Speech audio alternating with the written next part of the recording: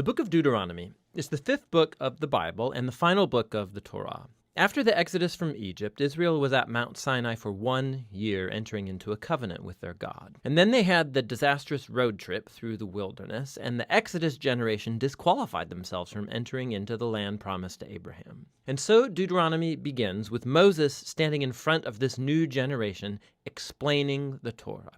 And it's from here that the design and purpose of the book unfolds. Deuteronomy is a series of speeches from Moses where he's calling the next generation of Israel to be faithful to the covenant with their God. At the center of the book is a collection of laws, which are the terms of the covenant between God and Israel. Some of the laws are new, but many are repeated from the laws given earlier at Mount Sinai.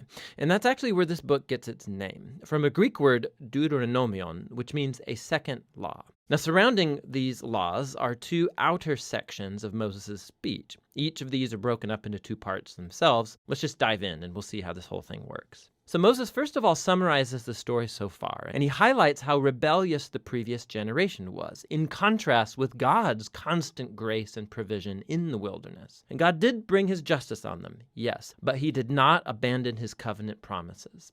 After this comes a series of very passionate sermons where Moses calls on this new generation to be more faithful than their parents were to the covenant. He reminds them of the 10 Commandments, and then the centerpiece of this section is a famous line called the Shema. Moses says, "Listen, Israel, the Lord is our God, the Lord alone, and you shall love the Lord your God with all of your heart, with all of your soul, and with all of your might." This became a very important daily prayer in Judaism, and it brings all of the themes of the book together. So the word listen, or Shema in Hebrew, it means much more than just to hear. Its meaning includes responding to what you hear, or in English we would say obey.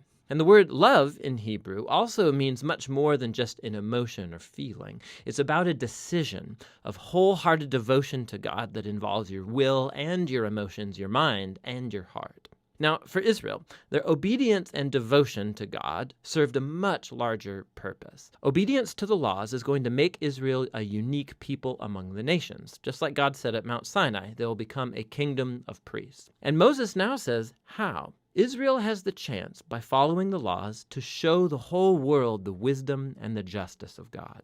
The other key idea in the Shema is that Israel was called to obey and be devoted to the Lord alone. Or literally, in Hebrew, it says, the Lord is one. Now, in context, the point is that the Lord is the one God Israel is to worship and obey. Israel's about to go into the land of Canaan, where people worship idol gods that represent all different aspects of creation, the sun, the weather, sex, and war. And in Moses' view, worshiping these gods degrades humans and destroys communities. But worshiping the God of Israel, who's the creator and the redeemer, that will lead to life and blessing. And so we come to the large collection of laws at the center of the book. And they're roughly arranged by topic. So the opening section is about Israel's worship of their God. They were to have one central temple where one God would be worshipped. And also, God was to be worshipped in Israel's care for its poor. So, for example, all Israelites were to set aside 1/10 of their annual income to be given to the temple. But another 10th was to be set aside every 3 years and given to the poor. And these are the kinds of laws that put Israel on the cutting edge of justice in comparison to their ancient neighbors, and it was all bound up with their worship of God. The next section outlines the character qualities of Israel's leaders. So the elders, the priests, the kings, these were all placed under the authority of the covenant laws, which God said that he would enforce by sending prophets to keep the leaders accountable. So in contrast to Israel's neighbors, where kings were thought of as divine and a law unto themselves, Israel's leaders were subordinate to the law and the prophets. Following this is a large section of laws about Israel's civil life, so rules about marriage and family and business, and also about social justice, about their legal system and how it was to protect widows and orphans and immigrants. And then these are concluded by more laws about worship. Now, here's some tips for reading all of these laws. Remember, first of all, these are the terms of the Sinai covenant given specifically to ancient Israel, living in a culture that's very different from yours. And so, two, it's not going to be helpful to compare these laws with modern laws from a very different culture. Rather, these were given to set Israel apart. And so we need to compare these laws with those of Israel's neighbors, like in Assyria or Babylon. And when you do that, all of a sudden laws that seemed harsh or bizarre become much more clear. You see that God is pushing Israel to a higher level of justice than was ever known before. And so finally, try to discern what core principles of wisdom or justice underlie any particular law, and you'll discover some really profound things. So here's an extra credit assignment. Go see how Paul the Apostle does this very thing in his first letter to the Corinthians, chapter 9, verse 9, and he quotes a law from Deuteronomy chapter 25, verse 4. It's really interesting. So back to Moses. After he goes through all of the laws, he issues a final challenge that Israel should listen to and love their God. He first issues a warning and an ultimatum. If Israel listens to and obeys their God, everything's going to go great, lots of divine blessing. But if they don't listen and rebel, famine, plague, devastation, and ultimately exile from the land. And then Moses forces a decision.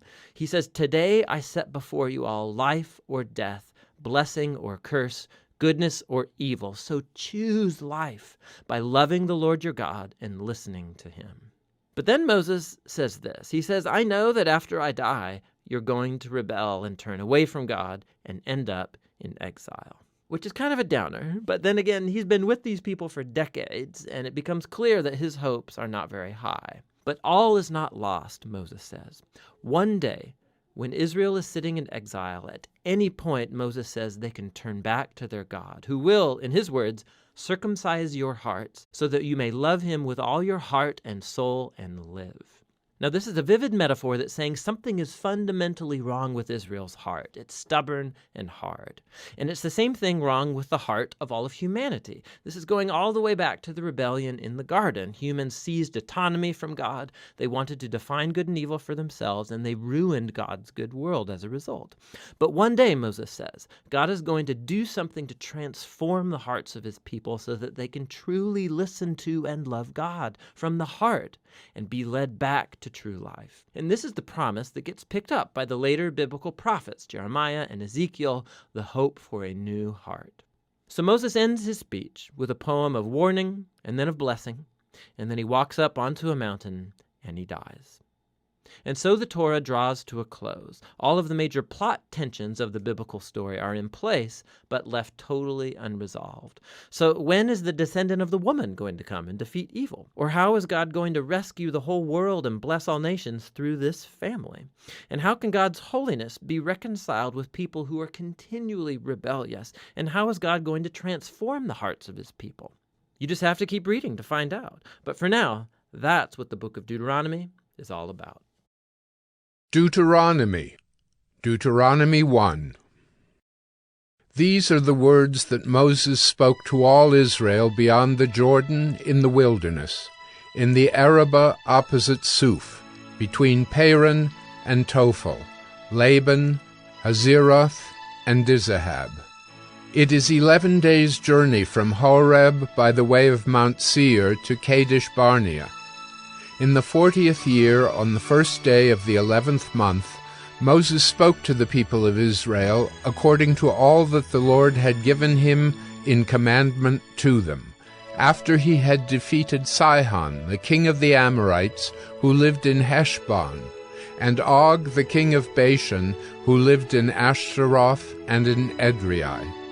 Beyond the Jordan, in the land of Moab, Moses undertook to explain this law, saying, "The Lord our God said to us in Horeb, 'You have stayed long enough at this mountain. Turn and take your journey and go to the hill country of the Amorites and to all their neighbors in the Arabah, in the hill country and in the lowland and in the Negeb, and by the seacoast the land of the Canaanites and Lebanon as far as the great river, the river Euphrates. See, I have set the land before you. Go in and take possession of the land that the Lord swore to your fathers, to Abraham, to Isaac, and to Jacob, to give to them and to their offspring after them.' At that time I said to you, 'I am not able to bear you by myself. The Lord your God has multiplied you, and behold, you are today as numerous as the stars of heaven. May the Lord, the God of your fathers, make you 1,000 times as many as you are, and bless you, as he has promised you. How can I bear by myself the weight and burden of you and your strife? Choose for your tribes wise, understanding, and experienced men, and I will appoint them as your heads.' And you answered me, 'The thing that you have spoken is good for us to do.' So I took the heads of your tribes, wise and experienced men, and set them as heads over you, commanders of thousands, commanders of hundreds, commanders of 50s, commanders of 10s, and officers throughout your tribes. And I charged your judges at that time, hear the cases between your brothers, and judge righteously between a man and his brother or the alien who is with him. You shall not be partial in judgment. You shall hear the small and the great alike. You shall not be intimidated by anyone, for the judgment is God's. And the case that is too hard for you, you shall bring to me, and I will hear it. And I commanded you at that time all the things that you should do. Then we set out from Horeb, and went through all that great and terrifying wilderness that you saw on the way to the hill country of the Amorites, as the Lord our God commanded us. And we came to Kadesh Barnea, and I said to you, you have come to the hill country of the Amorites, which the Lord our God is giving us. See, the Lord your God has set the land before you. Go up, take possession, as the Lord, the God of your fathers, has told you. Do not fear or be dismayed. Then all of you came near me and said, Let us send men before us, that they may explore the land for us, and bring us word again of the way by which we must go up, and the cities into which we shall come. The thing seemed good to me, and I took 12 men from you, 1 man from each tribe. And they turned and went up into the hill country, and came to the valley of Eshcol, and spied it out. And they took in their hands some of the fruit of the land, and brought it down to us, and brought us word again, and said, It is a good land that the Lord our God is giving us. Yet you would not go up, but rebelled against the command of the Lord your God. And you murmured in your tents, and said, Because the Lord hated us, he has brought us out of the land of Egypt, to give us into the hand of the Amorites, to destroy us. Where are we going up? Our brothers have made our hearts melt, saying, The people are greater and taller than we. The cities are great and fortified up to heaven.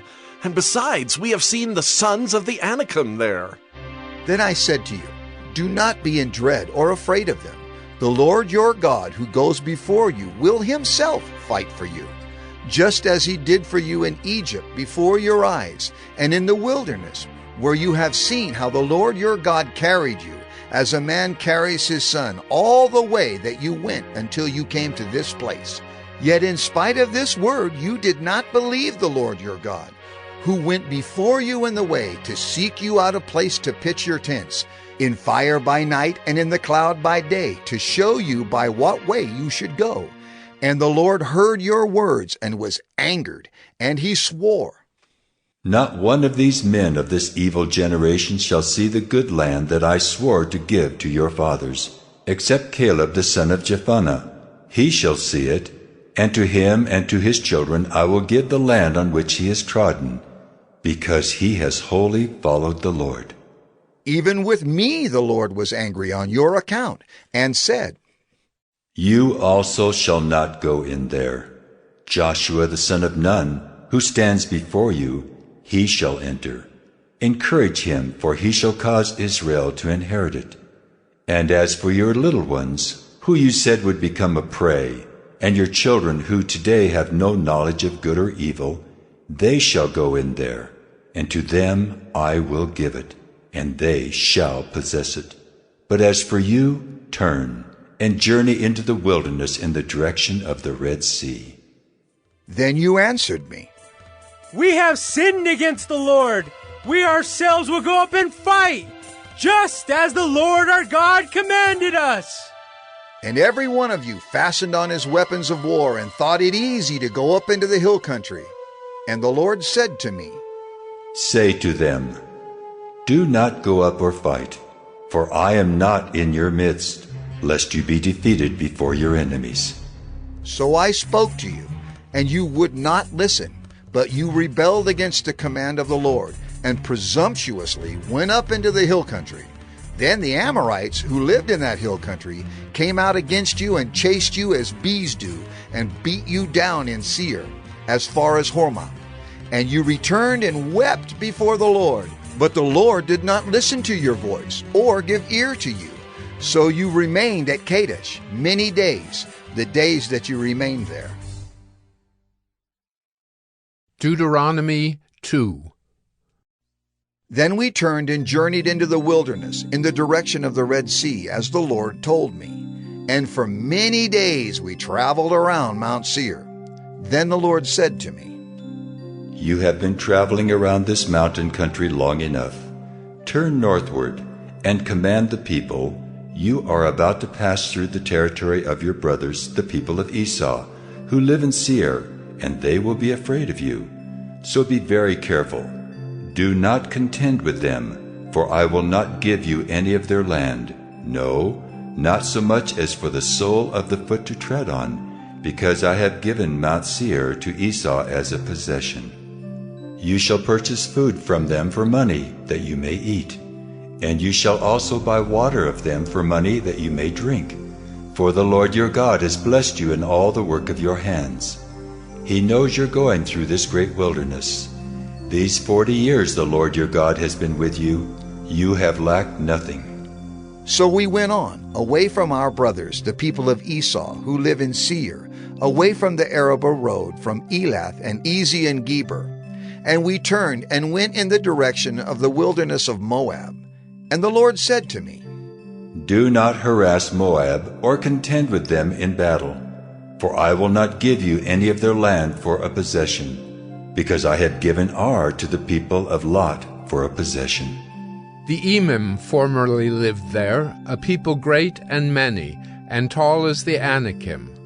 Like the Anakim, they are also counted as Rephaim, but the Moabites called them Emim. The Horites also lived in Seir formerly, but the people of Esau dispossessed them, and destroyed them from before them, and settled in their place, as Israel did to the land of their possession, which the Lord gave to them. Now rise up and go over the brook Zered. So we went over the brook Zered, and the time from our leaving Kadesh Barnea until we crossed the brook Zered was 38 years, until the entire generation, that is, the men of war, had perished from the camp, as the Lord had sworn to them. For indeed the hand of the Lord was against them, to destroy them from the camp, until they had perished. So as soon as all the men of war had perished and were dead from among the people, the Lord said to me, Today you are to cross the border of Moab at Ar. And when you approach the territory of the people of Ammon, do not harass them or contend with them, for I will not give you any of the land of the people of Ammon as a possession, because I have given it to the sons of Lot for a possession. It is also counted as a land of Rephaim. Rephaim formerly lived there, but the Ammonites called them Zamzumim, a people great and many, and tall as the Anakim. But the Lord destroyed them before the Ammonites, and they dispossessed them and settled in their place, as he did for the people of Esau, who live in Seir, when he destroyed the Horites before them, and they dispossessed them and settled in their place even to this day. As for the Avim, who lived in villages as far as Gaza, the Caphtorim, who came from Caphtor, destroyed them and settled in their place. Rise up, set out on your journey, and go over the valley of the Arnon. Behold, I have given into your hand Sihon the Amorite, king of Heshbon and his land. Begin to take possession and contend with him in battle. This day I will begin to put the dread and fear of you on the peoples who are under the whole heaven, who shall hear the report of you and shall tremble, and be in anguish because of you. So I sent messengers from the wilderness of Kedemoth to Sihon, the king of Heshbon, with words of peace, saying, Let me pass through your land. I will go only by the road. I will turn aside neither to the right nor to the left. You shall sell me food for money that I may eat, and give me water for money that I may drink. Only let me pass through on foot, as the sons of Esau who live in Seir and the Moabites who live in Ar did for me, until I go over the Jordan into the land that the Lord our God is giving to us. But Sihon, the king of Heshbon, would not let us pass by him. For the Lord your God hardened his spirit, and made his heart obstinate, that he might give him into your hand, as he is this day. And the Lord said to me, Behold, I have begun to give Sihon and his land over to you. Begin to take possession that you may occupy his land. Then Sihon came out against us, he and all his people, to battle at Jahaz. And the Lord our God gave him over to us, and we defeated him, and his sons, and all his people. And we captured all his cities at that time, and devoted to destruction every city, men, women, and children. We left no survivors. Only the livestock we took as spoil for ourselves, with the plunder of the cities that we captured. From Aurora, which is on the edge of the valley of the Arnon, and from the city that is in the valley, as far as Gilead, there was not a city too high for us. The Lord our God gave all into our hands. Only to the land of the sons of Ammon you did not draw near, that is, to all the banks of the river Jabbok and the cities of the hill country, whatever the Lord our God had forbidden us.